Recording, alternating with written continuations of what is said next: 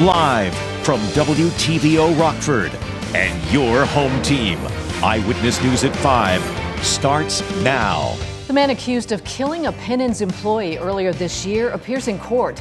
William Jones enters a plea in the shooting death of Peggy Anderson. Illinois attorneys work to get old cannabis convictions wiped off people's records. Supporters of the effort say the expungements can be life-changing. And the Democratic National Convention will be held in Chicago next year. The impact that could have on the Rockford area. Good evening, I'm Mimi Murphy. And I'm Eric Wilson. The man accused of shooting and killing a woman at a local grocery store says he's innocent. William Jones appeared in court via Zoom. He pleaded not guilty to first-degree murder and armed robbery. A new judge was also assigned to the case. Back in January, police say Jones shot and killed 63-year-old Peggy Anderson. She'd been hit in the chest during a robbery. She was coming down the stairs from apartments above Pinnon Meats on North Court Street. Anderson was a longtime employee of the store. Police arrested Jones in Alabama nearly a month later. His bond is $500,000. Jones is due back in court April 18th. A teenager is recovering after someone shot him late last night. Rockford police were called to Main Street, just north of the Auburn Street roundabout around 11. They found the 19-year-old with life-threatening gunshot wounds. He was taken to the hospital. At last check, he was in stable condition. No word on any suspects or possible motive. If you know anything about this shooting, call Rockford Police or Rockford Area Crime Stoppers. Since marijuana was decriminalized in Illinois, a network of attorneys has been working to get old pot convictions wiped off people's records. Proponents say this can be a game changer going forward.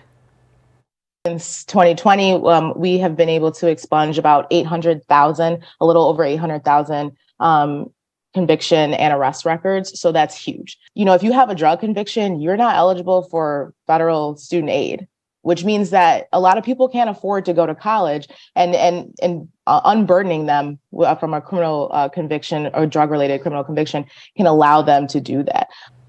The New Leaf Legal Network is a state-funded group that puts people in contact with attorneys to help them navigate the expungement process. Attorneys say there are hundreds of thousands of people who are eligible but haven't taken advantage yet. This can help people have a clean criminal record and open up new doors for advancement. Chicago will host the 2024 Democratic National Convention. The Democratic National Committee announced the event will be held at the United Center from August 19th to August 22nd. McCormick Place will host some daytime events. Chicago beat out other cities, including New York and Atlanta. The convention's expected to draw about 50,000 visitors to the city. Delegates will stay in dozens of hotels. This incredible honor that President Biden and the DNC have bestowed upon Chicago is a testament to how we work together as a city government, as a cabinet, but also the folks at the United Center, McCormick Place, and demonstrating that we know how to come together as a city, government, and the private sector to make sure that we can pull off large-scale events, which we do as a matter of course.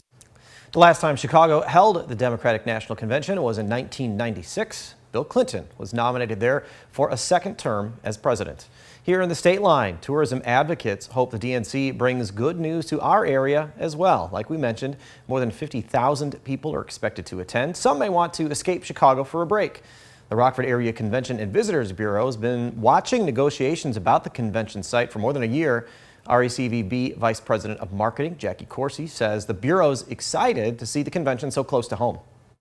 We're really poised and ready to accept guests here at any time. We've been following it, of course. You know, anything that brings this level of excitement and visitors to Illinois and to Chicago is so important to the rest of the state. And of course, Rockford, as being only an hour away, is really a wonderful experience and a wonderful opportunity for us. Coursey adds it's too soon to put a number on a possible economic impact, but she believes RECVB is ready for whatever is needed. Rockford's mayor leads a conversation with citizens, local leaders, and faith leaders. Our Nikel Delgado was there. Nikel, what did they talk about? Well, Eric and Mimi, Tom McNamara led today's Katie's Cup conversation. The monthly meet and greet lets the community talk about different issues. So really critical for me to get out and listen to folks, especially when you're talking about people who have years of experience and have been so engaged in our community. To hear what issues they're zeroing in on is really important for me. Once a month, local leaders are invited to share ideas at Katie's Cup in Rockford. Board member Mariel Hankey says she is grateful to be a part of these conversations. So I really saw and heard a lot of interest from the community members who were here, concerns about their neighborhoods. They had some specific concerns, but also about the well-being of Rockford as a whole. Mayor Tom McNamara discussed how the city is doing financially and the homeless population, along with the number of economic development opportunities happening, like the big renovations going on at Davis Park. You're going to see a brand new amphitheater, you're going to see urban beach, you're going to see a playground, you're going to see a skate park, you're going to see a new pass system, you're going to see public art, you're going to see new restrooms, you're going to have a more welcoming and inclusive experience in the only park that the city owns. That's very exciting. And the idea that something similar like that could happen with the Barbara Coleman property also holds out all kinds of hope. Mariel says she is glad to be a part of this growth and change. Very rewarding to see the kinds of things we wanted to have happen are happening. While the mayor encourages the community to get out and let your voice be heard. There's so much that we can accomplish when we're all working together and we're all showing up. I mean, showing up's the first thing that we all got to do, and so it's great. Get out. There's lots of opportunities. We're going to have an exciting summer this year all throughout the city. For more dates and times of Katie's Cup conversations, find this story at mystateline.com. Eric, Mimi.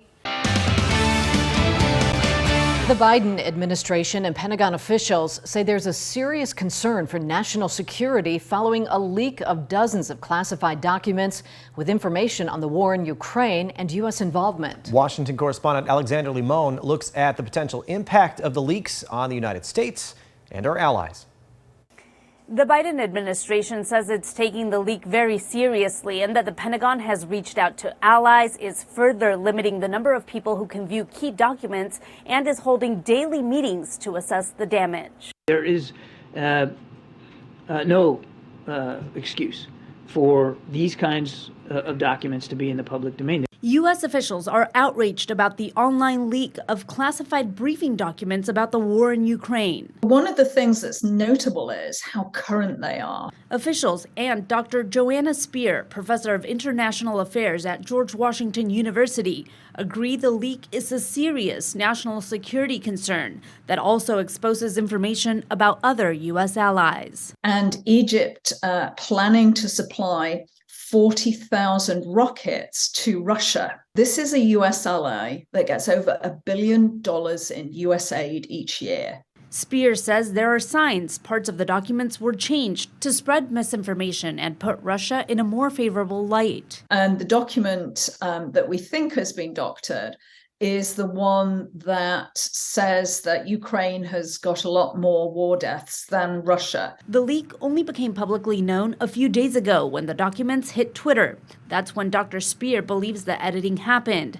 But before that, the documents may have been circling for months on a messaging site called Discord. Coming out through a gaming site where people discuss Minecraft more than they do international politics.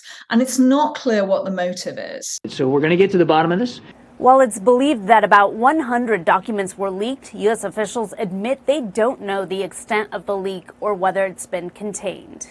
In Washington, Alexandra Limon. Now, your first warned weather forecast from Chief Meteorologist Candace King. Well, once again, our temperature is warmed back into the 70s, this time climbing into the upper 70s underneath a mostly sunny sky. We're filtering out a little bit of that sunshine, though, as some higher level clouds are working in from the north. We take a live look with our SkyTrack camera out in Freeport. This brought to us by Rockford Career College. Winds, again, have been a little on the gusty side. Sustained winds now from the southwest at about 10 to 20 miles per hour. We've had some gusts today come close to 25, even 30. But that's brought our temperatures into the upper 70s, 78 degrees from Rockford, Freeport, 79 in Janesville, 78 currently in Rochelle, and 78 also down in Sterling. That's the same temperature our weather watcher Terry in Genoa has had the last hour, 38% relative humidity. This will be a key player going into tomorrow. That relative humidity value actually going to drop with the wind picking up right now down in Genoa from the southwest at about 15 miles per hour. We do have a fire weather watch that'll go into effect tomorrow morning, and this will run through tomorrow evening. This is for all of southern Wisconsin and most of northern Illinois. What this means, we've got dry vegetation. So as our temperature goes up tomorrow, our wind speed will be going up, but our relative humidity will be going down. Right now, relative humidity values have been under 40%, really for a lot of us under that 35% range. Tomorrow, relative humidity values could be as low as 20%. So with that fire weather watch in place, it's kind of a step down from a red flag warning. It means that any outdoor burning that is done tomorrow gets out of control. That could actually spread that fire very quickly. So you want to avoid any outdoor burning tomorrow, especially with the brush and grass fires. Those could spread quickly and become hard to control. That'll improve a little. Wind speeds will come down a little for Thursday. By Friday, 1, we've got more cloud cover. And 2, we've got more moisture coming in just because we've got our next system that'll work in by the time we get into the weekend. So let's look at our wind speeds for tomorrow. Winds gusting from the southwest could be as high as about 35 miles per hour. So it does get a little windy, but I do think with that warmth and the sunshine, that'll bring our temperature into the low 80s for tomorrow afternoon. Wind speeds come down just a little within that 20 to 25 mile per hour range as we look towards our Thursday. Eventually that wind direction will shift around to the north for the weekend and bring our temperature down, unfortunately, as we look into next week. We're going to run Futurecast straight on through because we are going to be nice and dry and warm, actually almost a little too warm with those numbers climbing into the low 80s, but you start to notice a little of that cloud cover moving in late Thursday into Friday. This is with an increase in moisture. What we're looking at here in the atmosphere is the amount of moisture we have. So we start to see that increase as that low pressure system down to the south kind of breaks away and works through the Ohio River Valley. This will move up ahead of a cold front that'll work through during the afternoon on Saturday and bring us our next chance for some showers and even a thunderstorm or two. Right now, severe risk looks low, but it is something we'll keep an eye on. That low looks to linger a bit here as we look into Sunday, so we'll keep a couple of scattered showers going once we head into Sunday afternoon. Temperatures, though, will be dropping back through the 50s. Guys, I think we'll see those highs drop a good 20, 25 degrees or so from where we're at today and tomorrow until where we get into next week. So falling back below average for a little bit. It'll take some getting used to, but we have to remember that it's 50s and not 40s or 30s. Exactly. Well, let's hope so. Overnight lows will be down in the 30s. But daytime highs, it's yeah. nice to have them still in the 50s, right where they should be. Yeah, low 50s. Yep. Thanks, Candace. Thanks, Candace. Now sports with sports director Scott Leber. The Ice Hogs and Chicago Wolves have played each other in some big games this season. Tonight's game at the BMO is going to rate right up there as one of the biggest. These two teams are battling for the final playoff spot in the HL Central Division. And right now that spot belongs to the Ice Hogs, but only by a point. So if the Ice Hogs should lose tonight in regulation, they'll relinquish that spot with only 3 regular season games remaining. The Wolves are floundering much of the season, but they've gotten red hot in recent weeks. They're currently on an 8-game point streak. Does this feel like the biggest game of the year tonight?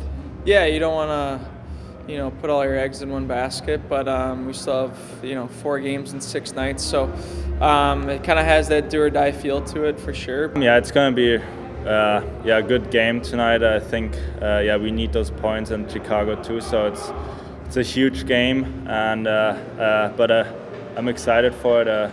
I like to have that challenge, and I think we're ready for it. The Ice Hogs have lost the last 4 times that they've played the Wolves.